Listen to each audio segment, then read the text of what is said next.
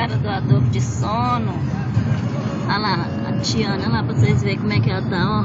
Roncando ali, ó. Atrás, ó. Olha o Rafa, ó.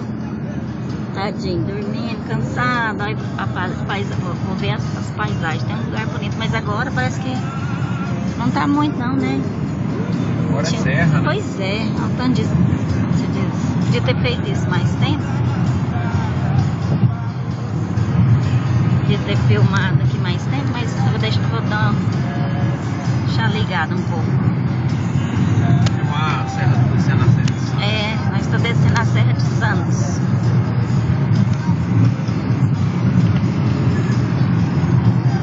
Vamos ver. Filmar um pouquinho, depois qualquer coisa eu apago. Onde o Marcos, mais o Marcos Tom e o Marcos Zé vai lá na frente, ó.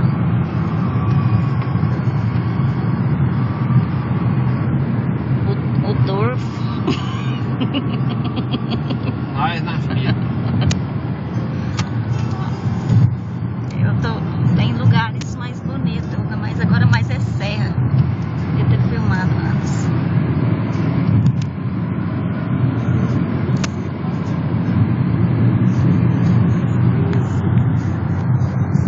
A minha cara de cansaço. Nós dormimos num hotel, misericórdia, só tinha mofo.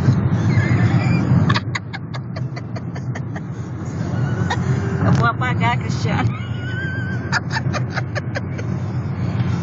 Eu só tô vendo. Para, só. É meio esquisito essa. Hotel. 5 estrelas, né, Tiago? Uma, né, não? Não, era 1000. Ah, é. 1000 estrelas. Ele tava na cama e viu o céu. Isso.